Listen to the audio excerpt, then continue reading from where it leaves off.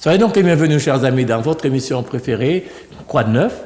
Eh bien, quoi de neuf, c'est une belle question, puisque aujourd'hui, vous savez que nous sommes en une situation de grève, s'agissant du transport, en tout cas une certaine partie du transport, plutôt localisé sur le territoire de Fort-de-France-Schœlcher. Et justement, nous avons avec nous un ancien responsable, un ex-responsable du transport sur le centre de la Martinique, puisqu'il s'agit de monsieur Alain Alfred, je prends le temps de le dire. Monsieur Alain Alfred, bonjour, soyez donc bienvenue sur l'antenne de Zouk Télévision. Et puis aussi, merci d'avoir accepté l'invitation. Bonjour et merci de m'avoir invité. Et bonjour aux téléspectateurs de Zouk TV qui sont les personnes les mieux informées, je crois, de la Martinique. Vous ne pouvez pas si bien dire, mon cher, puisqu'effectivement, nous sommes suivis par de nombreux téléspectateurs, qu'ils soient de la Guadeloupe, de la Guyane et surtout de la Martinique et aussi un peu partout dans le monde. Tout à fait. Alors, donc, vous avez été un des responsables de transport sur le centre de la Martinique. Comment vous avez vécu ça? Mais en deux mots. Hein. Oui. Et puis aussi, ce qui nous intéresse aujourd'hui, c'est l'état du transport, puisque nous savons que le transport est géré maintenant par Martinique Transport. Comment ça s'est passé et puis comment ça se passe en ce moment. Et puis, nous savons aussi qu'il y a eu un appel fait auprès du tribunal. Comment ça s'est passé? Est-ce que ça a été accepté, rejeté? Comment vont les choses? Et puis, nous parler du transport en Martinique, tout simplement. Oui, merci. Parce que vous avez été mis en cause. Oui, tout à fait. Nous avons, alors la CFTU, j'en suis encore le président directeur général, et la CFTU existe, hein, contrairement à ce que beaucoup de gens peuvent croire. La CFTU n'a pas été liquidée, et je vais expliquer d'ailleurs pourquoi. La CFTU est bien debout. Et la CFTU se prépare à être au service des Martiniquais, puisque je rappelle que la CFTU, c'est une société d'économie mixte. Les propriétaires de la société d'économie mixte, ce sont les contribuables martiniquais, ce sont les Martiniquais. Alors, la ville de Fort-de-France est actionnaire de la CFTU. L'ACASEM également est actionnaire. Et puis nous avons un privé qui est présent dans notre capitale à hauteur de 20%. Mais la CFTU existe bel et bien. Nous avons dirigé, mené un transport, nous avons construit, bâti un transport moderne sur le territoire de l'ACASEM. Et ça depuis 2000. Les années 2000, 2001 précisément, la CFTU a été créée pour moderniser le transport. Et nous l'avons fait avec des entreprises qui nous ont accompagnés sur le centre de la Martinique. Le transport organisé tel que nous le connaissons, c'est l'œuvre de la CFTU avec un certain nombre d'entreprises co-traitantes qui nous ont accompagnés. Puis nous avons fait travailler aussi des sous-traitants. 700 professionnels étaient dirigés dans le cadre de ce transport par la CFTU. Et nous avons vécu les épisodes dès la création de Martinique Transport, sous la mouture actuelle, avec les personnes qui sont actuellement aux commandes de Martinique Transport.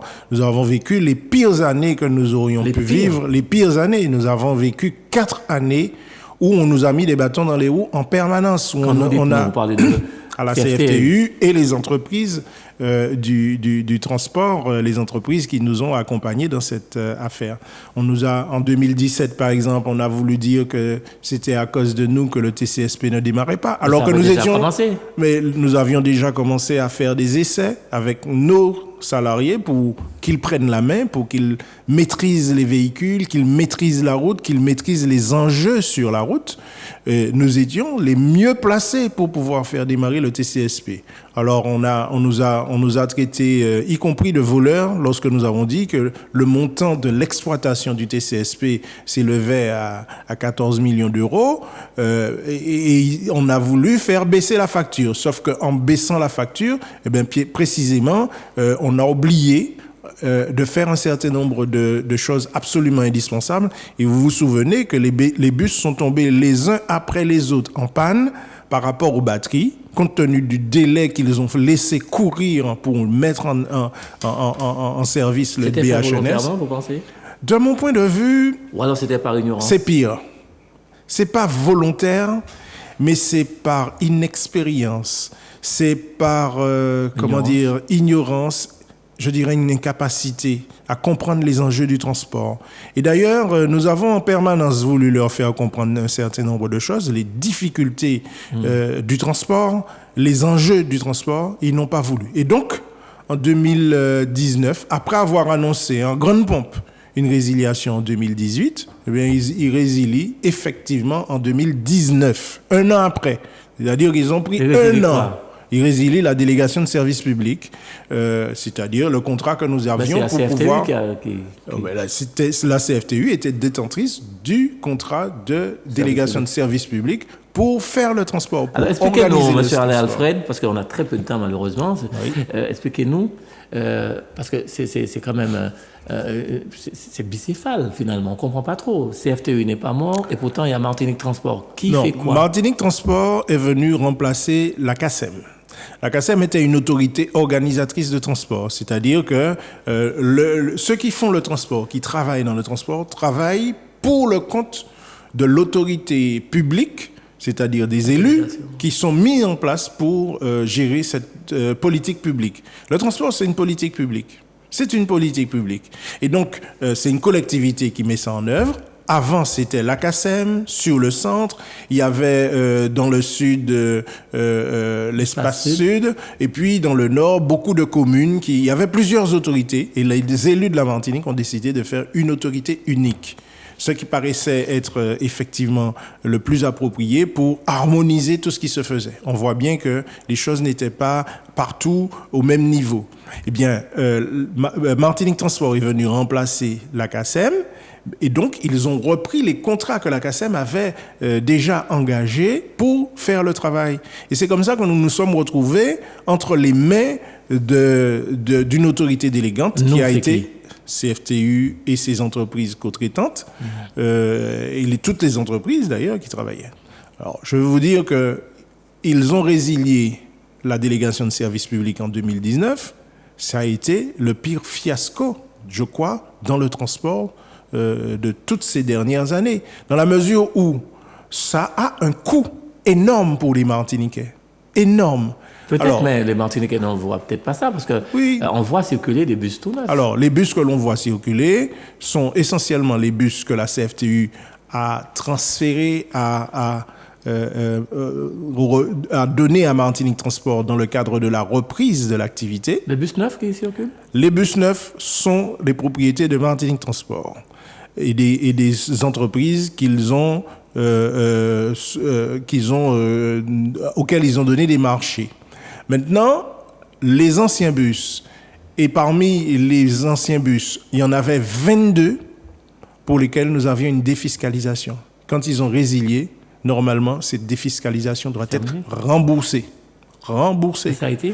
Alors, ceci est pour l'instant en attente de décision de Bercy, puisque j'ai eu l'avantage de dire à Bercy qu'en tant qu'élu de la Martinique, je ne souhaitais pas que la Martinique perde cet avantage. Mais il y avait 3,8 millions de défiscalisation par rapport aux 22 bus, les derniers bus que nous avons achetés, et que nous sommes en ce moment en train de mettre à leur disposition en attendant que Bercy décide.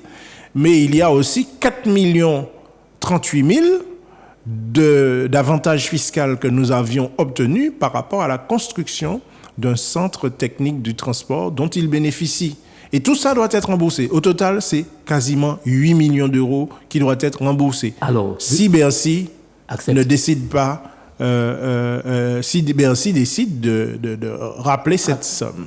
Voilà, mais alors comment ça se fait que vous vous soyez retrouvé devant le tribunal et que... Alors, nous avons contesté la résiliation sur les principes. Alors, d'abord, Martinique Transport, il y a 3 motifs de résiliation. De délégation de service public. La résiliation de délégation de service public. Il y a 3 motifs qui existent. On peut être résilié pour faute. Et à ce moment, c'est le délégataire, donc les entreprises qui font le travail, qui vont payer plein pot des pénalités et tout ce qui s'ensuit. On n'est même pas obligé de reprendre le personnel, ni les contrats. Il y a la résiliation à l'amiable, d'un commun accord. Et puis, il y a la résiliation pour cause d'intérêt général. C'est une résiliation qui est politique. Les politiques peuvent décider à tout moment de résilier un contrat, quel qu'il soit. Et beaucoup de maires, par exemple, quand ils arrivent dans leur mandat, utilisent cette prérogative qui leur est offerte pour arrêter même un pont qui est construit aux 3/4. Si le maire a dans son discours, dans ses propositions aux populations, si le maire a dit qu'il n'y aura pas de pont et que la population a voté pour ça, eh bien, il n'y aura pas de pont, on casse le pont. Eh bien, donc, Martinique Transport a fait le choix de résilier pour faute, en racontant ici et là que la CFTU et les entreprises qui l'ont accompagné étaient fautives. Fautives de quoi ? Fautives de quoi, justement? Alors, ils ont argumenté un certain nombre de choses, et c'est ça que nous avons attaqué devant le tribunal.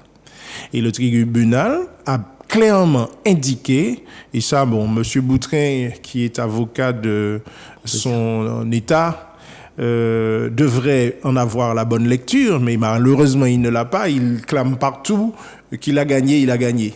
Il a joué à un jeu de qui perd gagne, il ne sait même pas il a perdu. Alors, l'objectif pour nous, lorsque nous avons demandé au tribunal d'examiner cette affaire, l'objectif n'était pas de reprendre la relation contractuelle avec Martinique Transport.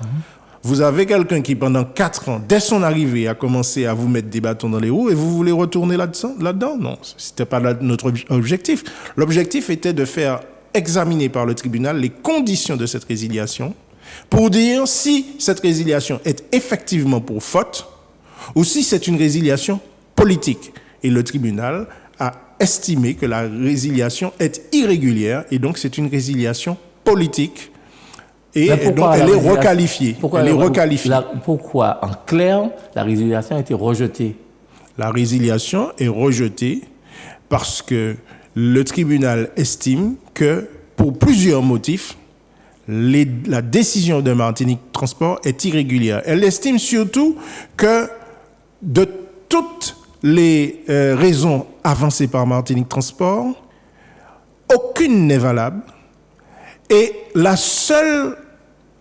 seul motif pour lequel il pourrait nous reprocher quelque chose n'est pas en lien direct avec l'exploitation et le service public. Alors, ça en est où, là, aujourd'hui? Aujourd'hui, la résiliation est requalifiée de résiliation politique, c'est-à-dire de cause d'intérêt général, c'est-à-dire que le politique a décidé qu'il casse ça, il casse ça. C'est ça le truc, hein. C'est moi qui chef, moi qui a cassé ça.